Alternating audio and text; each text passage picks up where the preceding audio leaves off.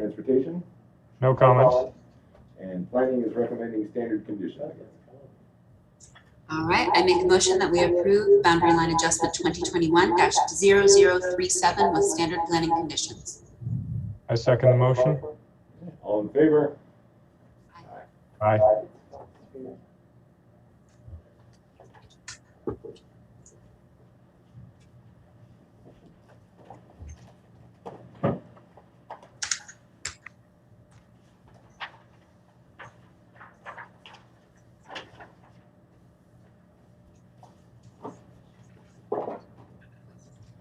Okay, agenda item 2D, boundary line adjustment 2021-39 for D&J Investments, LLC. This is a boundary line adjustment to alter the size and location of an existing non-conforming parcel to a more preferable building site. About 1 mile southwest of Ukiah at the end of Redwood Avenue. This parcel has no address assigned. Ron Franz is our agent. Okay, environmental health. No comments. Transportation. No comments. Planning is recommending standard conditions.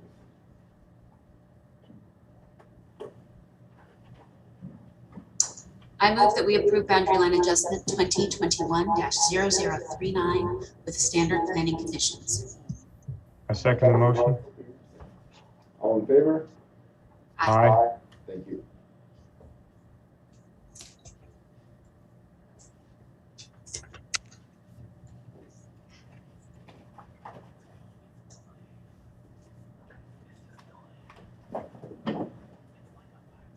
Okay, next item, agenda item 3A, minor subdivision MS 2017-0009 for Marjorie Todd. The agent is Dan Todd.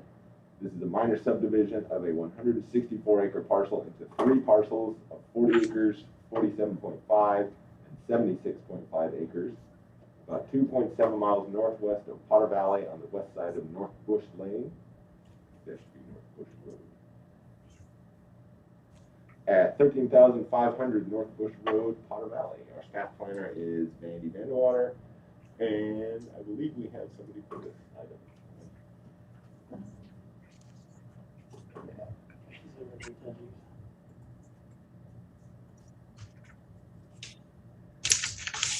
Hi, this is Steve Todd. Can you hear me? Hi, Steve. Yeah, we got you. How are you doing? Good. Okay. I just wanted to, if you guys had any questions or anything like that, I wanted to be able to answer those for you. Okay, perfect. So what we're going to do here today is we're just generating a list of tentative proposed conditions for the subdivision. After we do this today, then Vandy is going to work on the staff report, and later it'll go to the Planning Commission. Planning Commission is where these conditions will either become basically set in stone or modified in some way. So if you have any concerns about what we do today and we can't resolve it at the meeting, then you always have an opportunity to discuss it with the Planning Commission. Great. All right. Thank you. Sure. Okay, so I'm just going to go down the recommended conditions.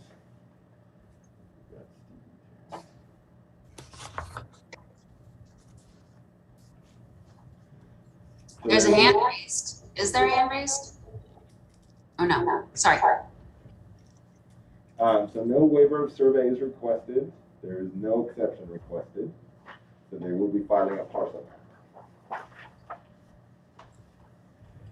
So planning is requesting condition 1, which is a note shall be placed on the parcel map about future external lighting being downcast or shielded. Condition 2, which is a note shall appear on the parcel map that the property is within, adjacent to, or within 300 feet of an agricultural preserve or timber preserve zoning. This is actually within the Williamson Act contract. So that takes us to condition 5. All parties subject to the existing agricultural preserve contract number 113 shall rescind their contract in order to simultaneously enter into a new contract, which would enforceably restrict the same property for an initial term at least as long as the unexpired term of the contract being rescinded, but not less than 9 years. So as far as I know, this is still an active contract. Is that right, Steve? Yes. Yeah. Okay. Yeah. So basically, what you're going to do is this will be a separate application. It's a rescind and re-enter, and you'll apply for through the planning department. We'll process it. Essentially what it does is it repeals that one contract and it's going to put down individual contracts on these new parcels. The one little bit of a catch here is that you share that contract with a couple of your neighbors. I don't think that it will affect them in any way other than they'll get individual contracts and they won't be tied together anymore, but that's something that we'll explore once we get to that process. Okay. Okay, so condition 6, air quality. A notation shall appear on the parcel map. Future development of building sites, access roads and driveways may be subject to grading requirements. Then condition 8, a note shall appear on the parcel map prior to the development phase of the project, which I understand there may not be one because it's fairly developed. The subdivider shall contact the Mendocino County Air Quality Management for a determination as to the need for an asbestos mitigation plan. This is because part of the property is within naturally occurring asbestos area. Okay. So then we're down to condition 11, which is just a note that you need to pay the termination fee, $2,480.25, or the current fee, that I believe that is the current fee, to Department of Fish and Wildlife within 5 days at the end of the appeal period. So that won't be until after the Planning Commission hearing, but it's something that is your responsibility to take care of, and it has to be done within that time period. Okay. Okay, so then we're down to condition 11. Condition 12, cultural resources. In the event that archaeological resources are encountered during development of the property, work in the immediate vicinity of the find shall be halted until all requirements of Chapter 2212 of Mendocino County Code relating to archaeological discoveries have been satisfied. That's a note for the parcel map. And then condition 13, which just references the old ARC survey. The recommendations outlined in the ARC report dated April 1985, prepared by Jay and Gloria Flaherty, shall be complied with. Okay. Then we're skipping down to condition 18, which is best management practices. The subdivider shall acknowledge in writing to the Department of Planning and Building Services that all grading activities and site preparation at minimum shall adhere to the following best management practices. There's a list of these things. It's basically just a written acknowledgement that you will adhere to them. Okay. So then we've got condition 19. Because part of the property is within a FEMA mapped flood zone, all areas within the subdivision subject to flooding shall be clearly identified on the parcel map. Okay.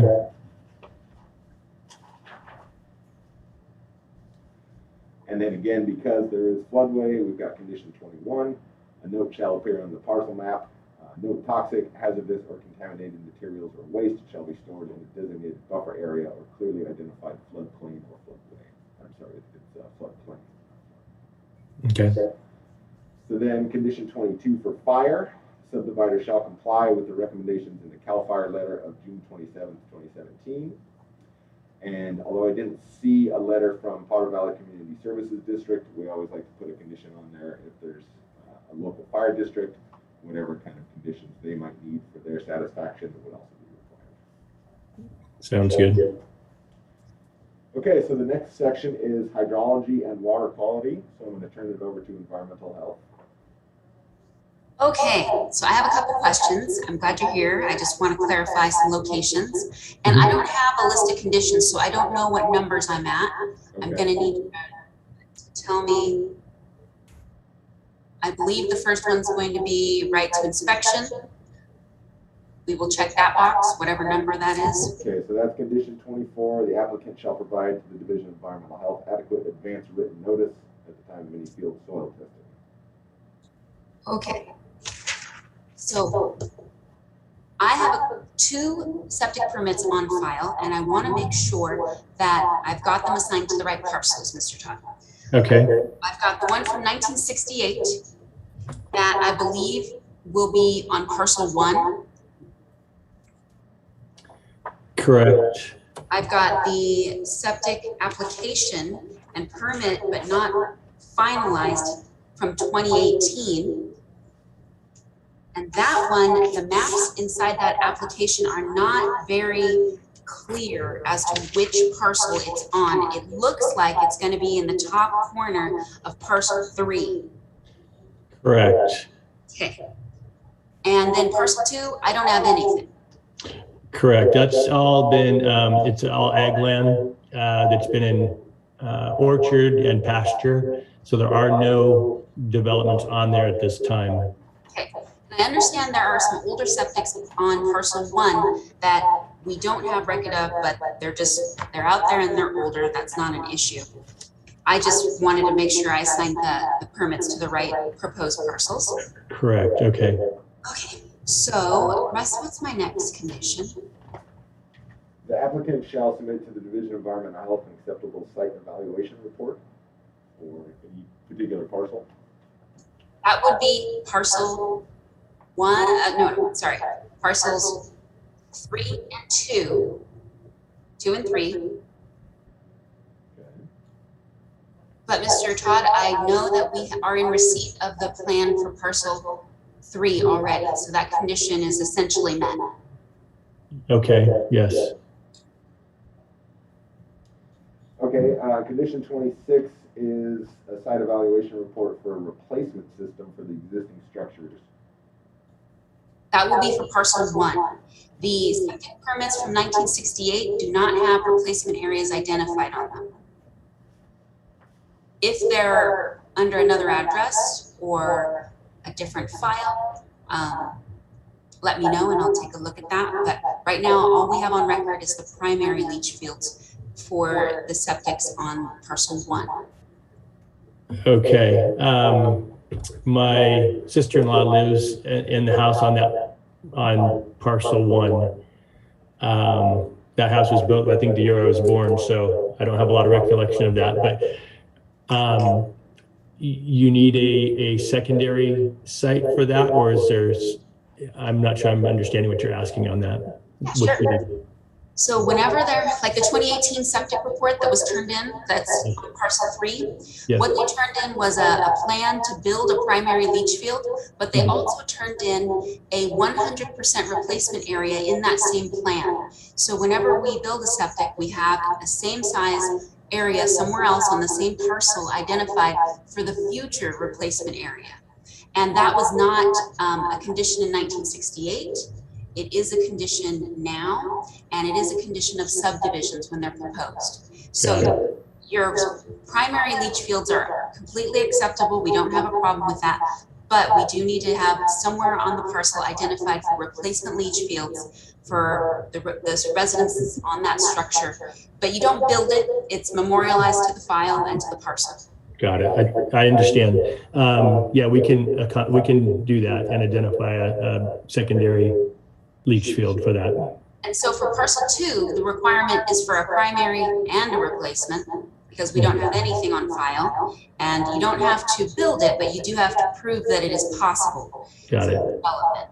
And for parcel 1, we just need replacement area, and for parcel 3, we received primary and replacement. Got it. Okay.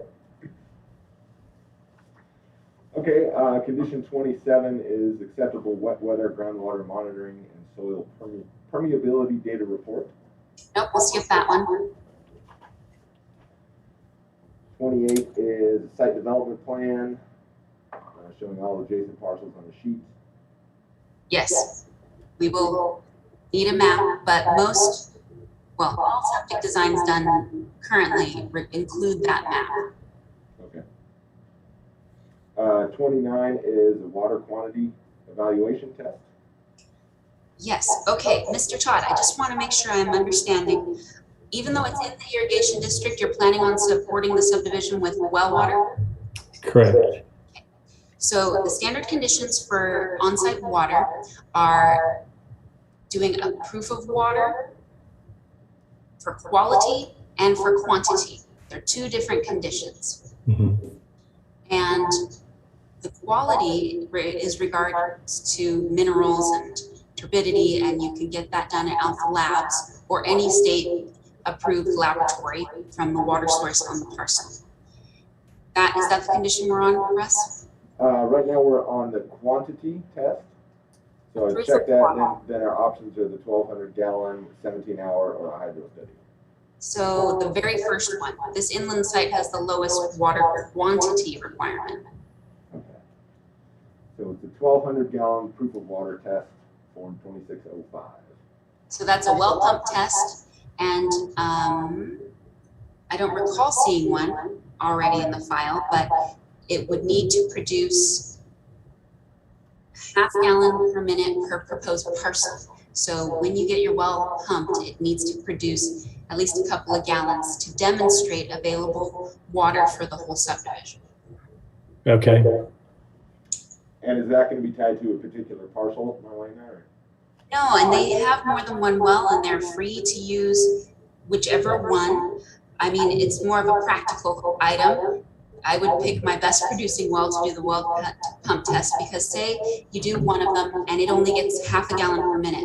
That's enough to prove one parcel, but then you need to move on to the next well to get the other gallon per minute. And you keep going until they all add up to what you need, which is a gallon and a half for these 3 parcels. So if you can prove it the first time at a gallon and a half on one well, that's acceptable. But if you can't, then you keep testing wells.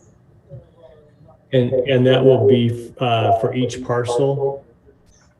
Well, ideally you test one well and it comes back with more than a gallon and a half per minute, and that is adequate for the whole subdivision in all 3 parcels. Okay. If it's not, then you have to test more wells. I understand. Yeah, our wells out there have been producing well for a number of years, so hopefully this drought year won't affect that. Okay, condition 30 is the mineral analysis, which sounds like we want that one too. Yes, please. Condition 30, which will be taking a water sample and getting a lab analysis. It's general mineral analysis. Okay, and then 31 is, it looks like a will serve letter or lateral, so we don't need that. Nope, that's for if you're in a service district that's going to provide you sewer service and water service, but that is not what that's not what they're choosing to pursue. Okay, great. So then it looks like we're skipping down to transportation. So Jason, your turn. Okay. I don't have the same thing that you have sitting in front of you, but I do have the conditions that we recommended in our letter, so I can run through those if that's...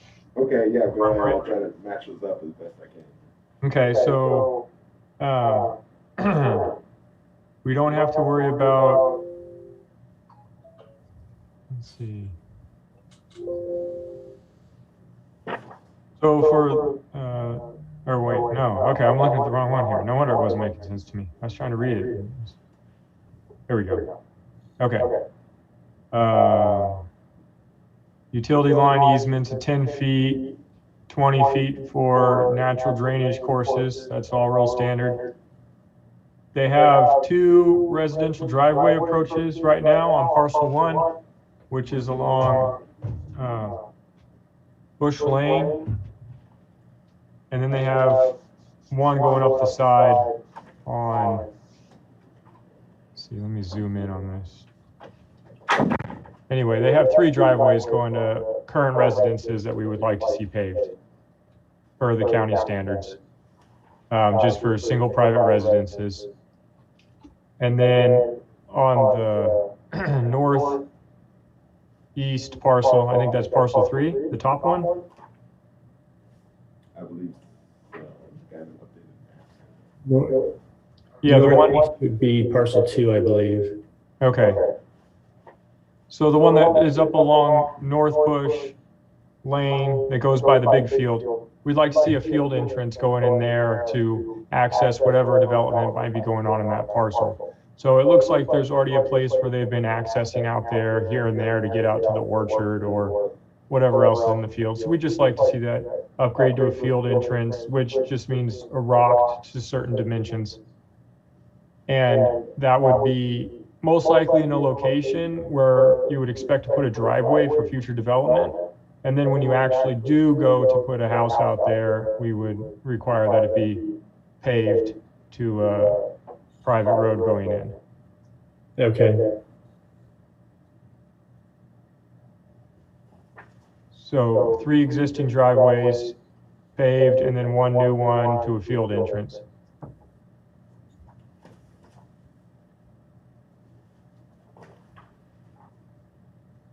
And I think that was pretty much it. Because of the rearrangement of the parcels, there's no roads being required within the subdivision.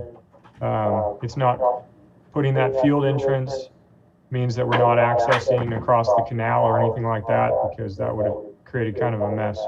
So this is pretty simple for us. Okay, sounds good. Russ, is there anything on there that else I need to address? I don't think so. I'm pretty sure that those conditions were already part of the file, so I'll let Mandy match between these two things. Okay. Okay, so then Steve, I'm also adding condition number 44, which is I want you guys to give this private road that's going to access these lots its own name so that we can assign some addresses to it. So the name will be suggested by you guys, whatever you want to name it. We'll just check it to make sure that it's not too similar to anything else. And then once the map gets adopted, the road will become officially named that, and we'll assign addresses per that name. Okay. So that's condition 44. So then we've got 48, which is just building development setbacks indicating front, rear, and side to all property boundaries shall be shown on the parcel map. And then condition 50, pursuant to Government Code 66492, prior to recordation of the parcel map, the subdivider must obtain a certificate from the Mendocino County tax collector stating that all current taxes and any delinquent taxes have been paid, and or pay a security deposit or bond for taxes that are lien but not yet due and payable. So that's just the tax clearance form, which is a standard condition. Okay. And that's all I have. So do you have any other questions for us, or still processing?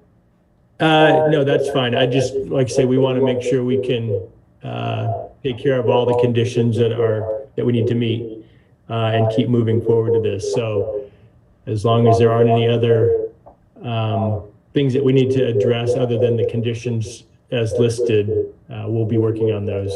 Is there anything else we need to be aware of or working on, or is that pretty much the list we're going to go with? That's it. That's our recommended condition. So unless Okay. something else comes up between now and the planning commission, this is what you're going to be dealing with. Okay, that sounds good. I appreciate your help with that. Timeline before that'll go to the planning commission? It's going to kind of depend on workload and agenda scheduling. So the planner will have to prepare a staff report, and that will have to get reviewed by management, and then whatever the next available agenda is following that. So hopefully within the next few months, depending on availability. Okay. No, that sounds good. That'll give us time to get done the things we need to. Okay. And, I would also recommend you guys reach out and start doing a little bit of research about that rescind and reenter condition for the Williamson Act, because that is a separate application, and that thing could probably take 8 months or so on its own, because it does have to go to the board for action. Got it. Okay. Yeah, we'll get going on that right away then. All right. So thanks for sitting in, and we'll talk to you soon. All right. Thanks again for all your help. Sean, these conditions don't need to be met by planning commission. They're just what's going to be proposed to planning commission for approval. So then you'll get time after their approval to meet the conditions. Okay, so that process can start even all the conditions aren't met at that time? Yes. Right. Yeah. I'm sorry that wasn't clear. So the conditions won't become official until the planning commission hearing. So Okay. from the date of that hearing, then you'll have 2 years initially to complete these conditions. Got it. Okay, I was kind of getting my workload all geared up here, thinking I had a couple sorry, months to get it all done. But it's impressive that you were thinking you could complete this in 3 months. Well, I figure I can always try and see how far I get, but that's good to know. Actually, it's probably better if we have the pressure on us, then it's like it actually gets done. This has been going on for quite a while, so sometimes it's good to have your feet held to the fire. Yeah, there you go. Okay. With your Steve, with your driveways, You Yes. can get a transportation permit from us at any point and do those. You don't have to wait on anything for that either, but we do request that you come in and get encroachment permits before you begin work. And then we can give you the details on dimensions and things like that. Got it. Okay. Thank you. Great, thank you. All right. I'll sign off. Thank you. Thanks, Steve. All right, last item today is agenda item 3B, which is minor subdivision 2020-07 for John and Bodie Mark. This is a minor subdivision of a 144.7 acre parcel into two parcels of 60 and 84 acres roughly. They're also updating the driveway encroachment to Highway 128. This is 3 3/4 miles southeast of Yorkville on the north side of State Route 128 at 32301 Highway 128 Yorkville. So Keith Gronendijk is our staff planner, and I don't think we have anybody for this one. Okay. So Keith, I know that you had mentioned before there was some conversation between the owners happening. Is there anything that we need to take care of? I mean, should we go ahead and do this today? Do you want to continue it, or what's the status there? Talking to the applicant, he wanted to move forward with it. Okay. I think the issue between the owners is more of a civil issue at this point. So I did have Bodie Mark. I thought he was going to be on the line. He texted I'm here. What's that? I'm here. Sorry. Oh. So Bodie Mark is here.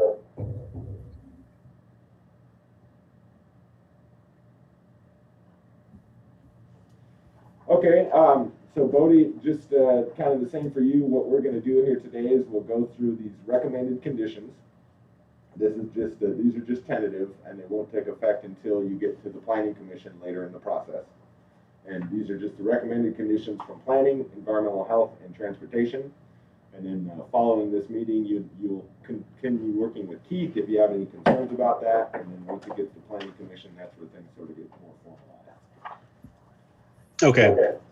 So then just let us know if you have any questions as we go through this list. Okay. So it looks like you guys are planning to do a unilateral instead of a survey. Yes. So there's a waiver of survey requested, and there was an exception requested for one of the road width standards, which we'll get to Jason. So this will be for a unilateral agreement. So condition 1, the following note shall be placed on the unilateral. All future external lighting shall be downcast or shielded. So condition 2, pursuant to Mendocino County Code, Chapter 10A13, a notation shall appear on the unilateral agreement. The property is within, adjacent to, or within 300 feet of an agricultural preserve. So this one also looks like it's still within an active contract. Is that correct? Yes. Okay. So then a condition of this will be condition 5. All parties subject to the existing ag preserve contract number 931 shall rescind their contract in order to simultaneously enter into a new contract. So essentially what you're doing is just eliminating that current contract over the one parcel and replacing 2 smaller contracts for these 2 new parcels that you'll be creating. Okay. And that is a separate application and separate process that can be processed in tandem with this subdivision, but it will have to be done within the conditional time period. And is that 2 years after the planning committee? Correct. The initial hearing date gives you 2 years, and then there are 2 18-month extensions that are available. They're fee-based extensions, so if you still need some time following that, then you can apply for those. Great. Okay, condition 6, air quality. Notation shall appear on the unilateral agreement. Future development of building sites, access roads, or driveways may be subject to the grading requirements. Do you have an issue there? It's just not defaulting to you. Your voice is there. Well, we're all on screen.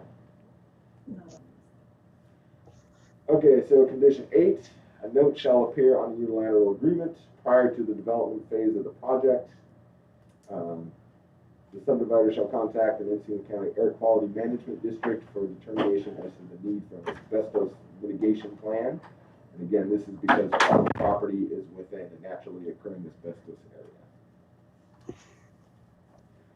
Then we have condition 11, the entitlement does not become effective or operative and no work shall be commenced under this entitlement until the California Department of Fish and Wildlife filing fees are paid. So the current fee is $2,480.25, and that needs to be paid within 5 days of the end of the appeal period, so that would be following the Planning Commission hearing. And that's condition 11, you said? Correct.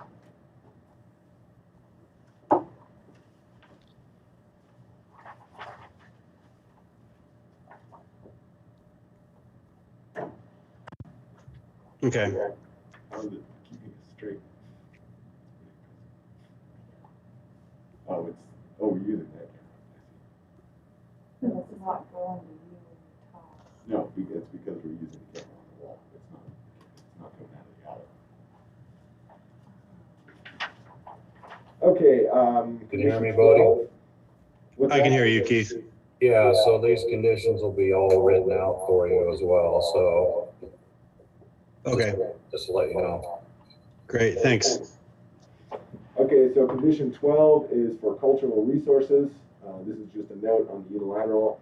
In the event that archaeological resources are encountered during development, work in the immediate vicinity of the find shall be halted until the requirements of chapter 2212 has been satisfied. And it looks like we did have an old ARC report. So condition 13, the recommendations outlined in the ARC report dated March 1990, prepared by Jay Flaherty, shall be complied with. We have a new archaeological report too. Oh, do you? What's the date of that one, Keith? It was just recently, it was this year, I believe, you got an update.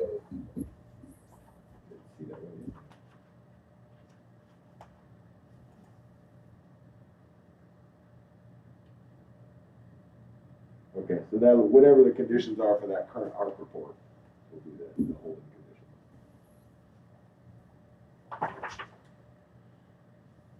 Okay, so then we've got condition 18, which is the subdivider shall acknowledge in writing to the Department of Planning and Building Services that all grading activities and site preparation shall adhere to the following best management practices, and we have a list of those. That's just a written acknowledgement.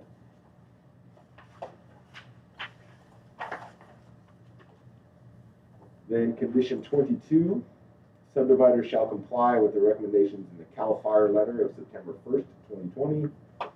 And condition 23, the subdivider shall comply with the recommendations of the Anderson Valley Community Services District. Keith, I didn't see a letter in the file, which is not super unusual, but do you know if they ever responded to this? CAL FIRE? No, Anderson Valley. Oh, no, they didn't. They didn't respond. Okay. They're usually pretty good at getting back to referrals, so we'll check that one on their Bodie, and then if they do have any conditions that they need, we'll add those in later. Okay. Okay, so condition 24 is hydrology, water quality, so I'm going to turn it over to Marlena again. You're muted. Okay, we're gonna do condition number 24, which is notification of soil pits inspection if they occur. And then 25 is gonna be for A and B, which says a septic for primary and replacement for each parcel. But we have those applications and permits on record already, so that condition will be met. We're gonna skip 26. 27's the map. 27 is wet weather groundwater monitoring. Okay, skip 27, please. 28 is acceptable site development plan. Okay, we want a map. And the next two are water. Water quality, and then water quantity, and then water quality. So on water quantity, it's the 1200. So that's a 1,200 gallon proof of water test, form 2605. Yes. And Okay. that's for both parcels, Marlena? It's one He's already turned all of these in, Oh, okay. but the conditions are going to be memorialized for the subdivision. I'm just going to end with, we've received most of this already. Got it. We also have received the Alpha Labs report for the water quality. But that's the last condition for EH. Okay. He's turned it all in already.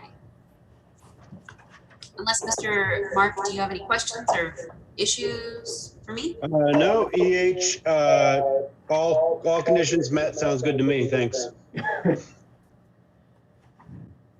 Okay.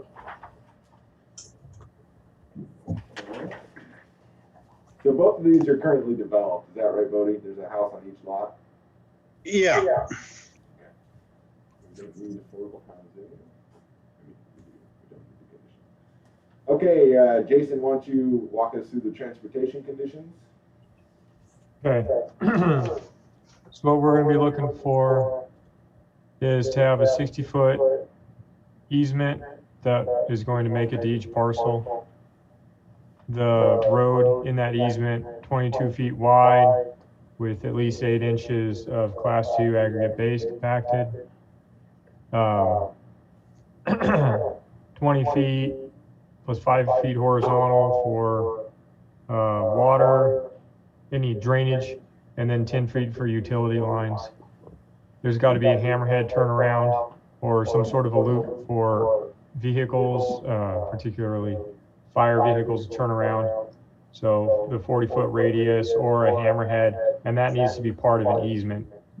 And we have done ways where off of a road, a driveway can be used as part of that T turnaround, but it needs to be as part of the road easement. You can't just say that your private driveway is part of the turnaround.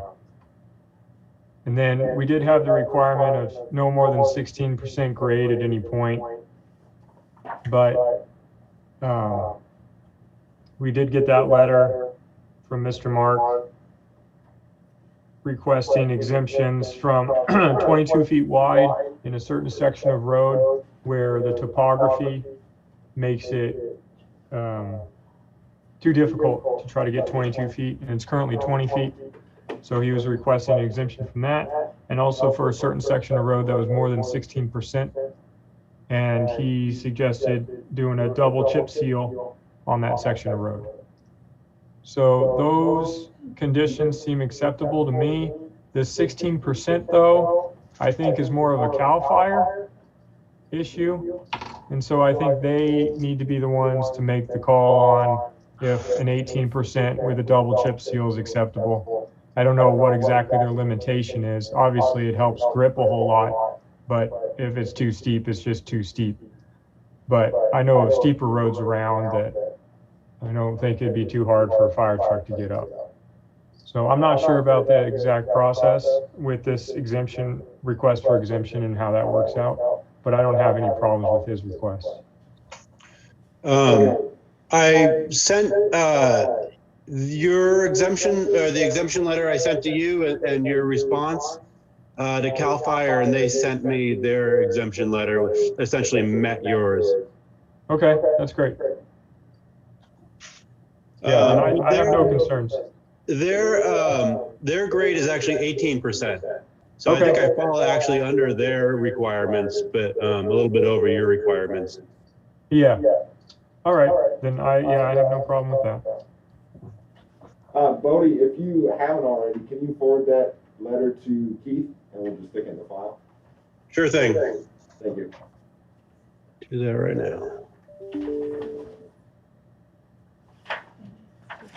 Okay, and then just the last two special conditions, well, last three, I guess. 46, when all conditions of approval have been satisfied, the applicant shall submit the completed unilateral agreement and recording fees to the Planning and Building Services Department for review, approval, and recordation.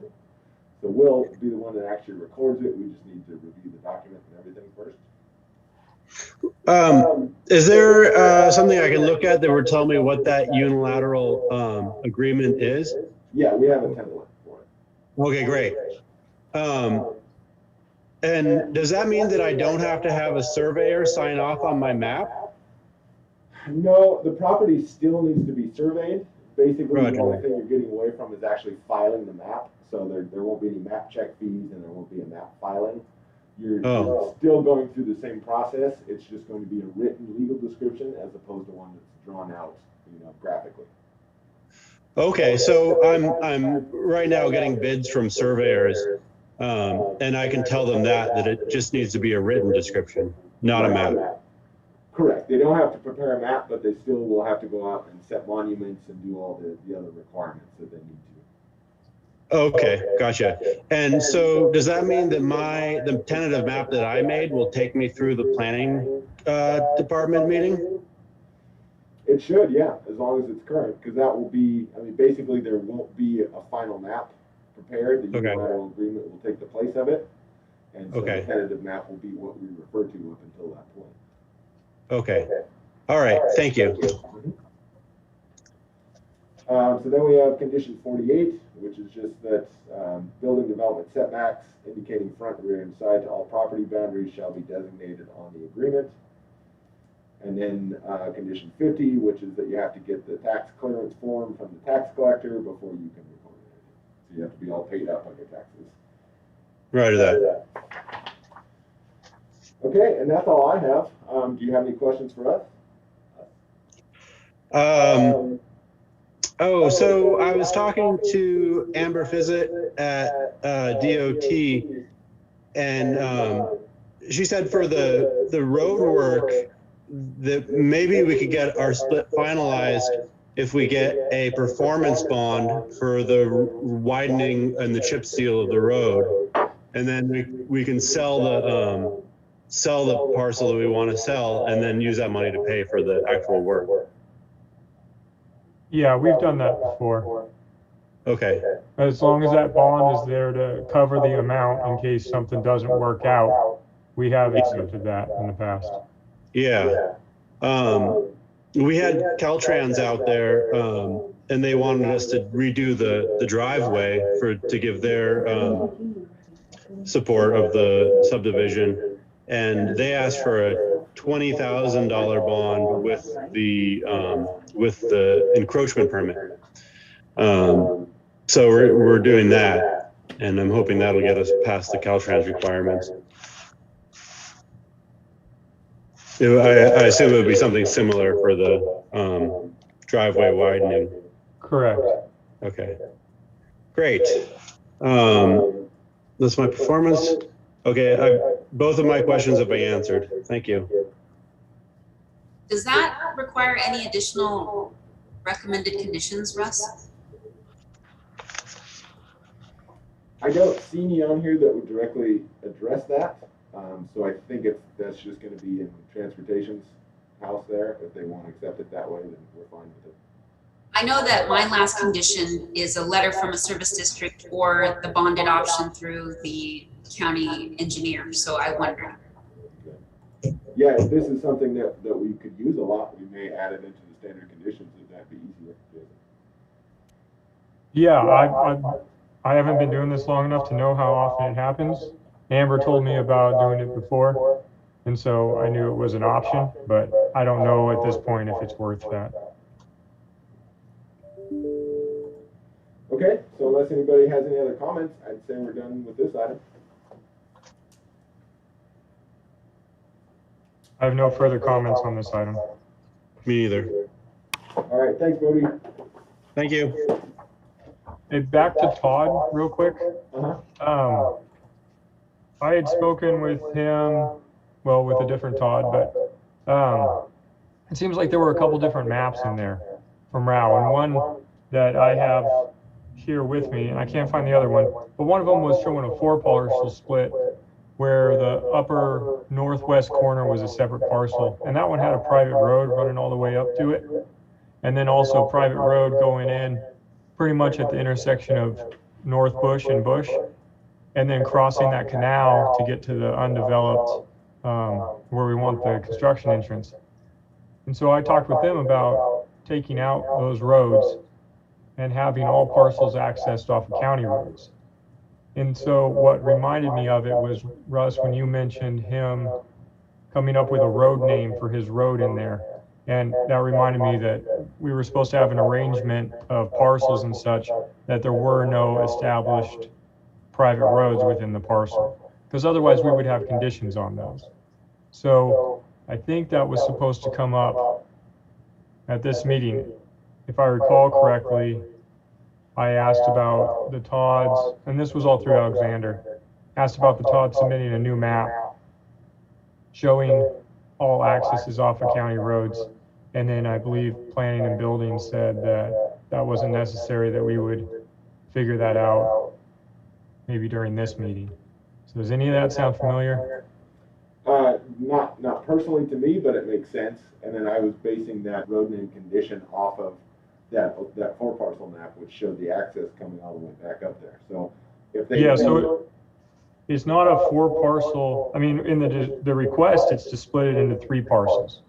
So I think they had a 4 parcel option way back in the day, and then it got modified into the current 3 parcel arrangement that we see, where the parcel that is furthest up in the northwest corner touches county road. And so that avoids them having to do an easement for a road that serves multiple parcels, because they would just be serving that parcel directly off of the county road. Right, So, yeah, that was my understanding as well, that they changed it from a 4 to a 3 because they couldn't meet the lot size on the 4th lot. So, but I didn't realize the access had changed as well. So, yeah, if they do end up getting all access from county roads, then we'll waive that private road name condition. Okay, and just, I want to make sure that they actually do that. They said that was their intention, and I believe them, but just I'd like other people to also be checking for that as well in the final maps, that there's not a road access or anything called out going up into the further reaches of the parcels. Okay, I'm gonna make a note here for Vandy to just follow up and verify that.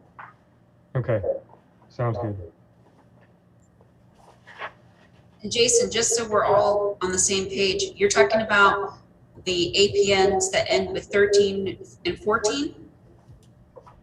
You know, I used to do permits here at DOT before I got shifted around, and I used to be pretty good at track it, but right now I can't find what I'm looking for.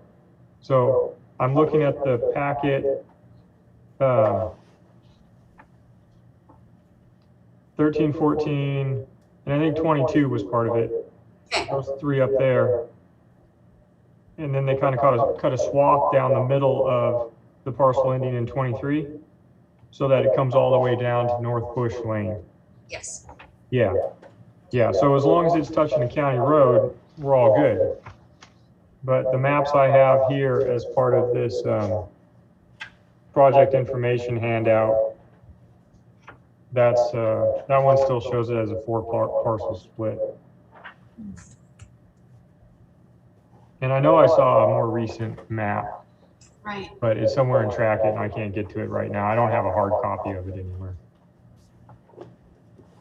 So you guys were all talking about the correct one. When we were talking about the item, we were all talking about the 3 parcel split, not this other map that shows a 4 parcel split with an easement and road going all the way back up to the back corner.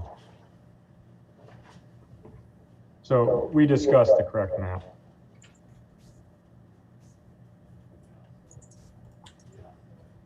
Okay, so agenda 4, we don't have any pre-applications.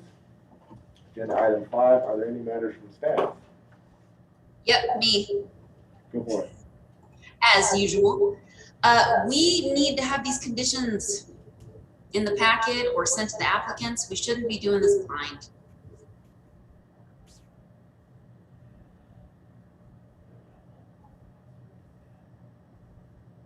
I'll be happy to help with that.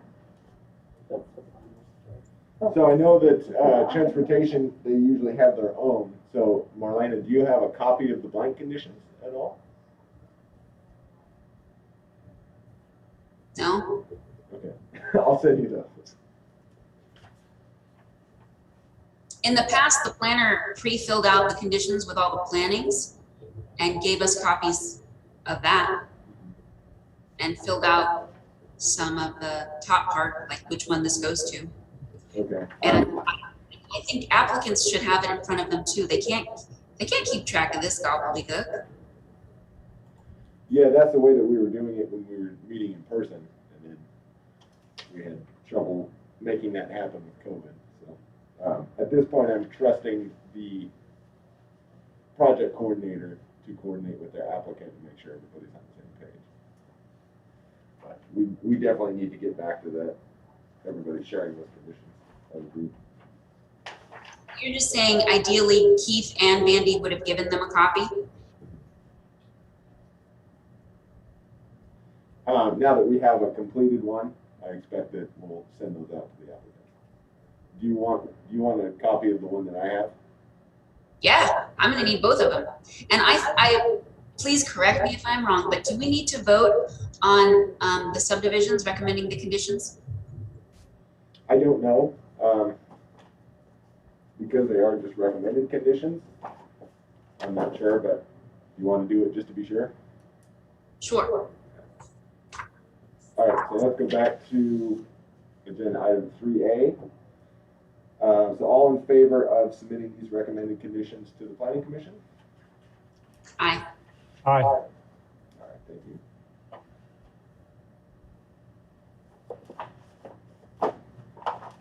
And then 3B for Mark, all in favor of submitting the recommended conditions to the planning commission? Aye. Aye.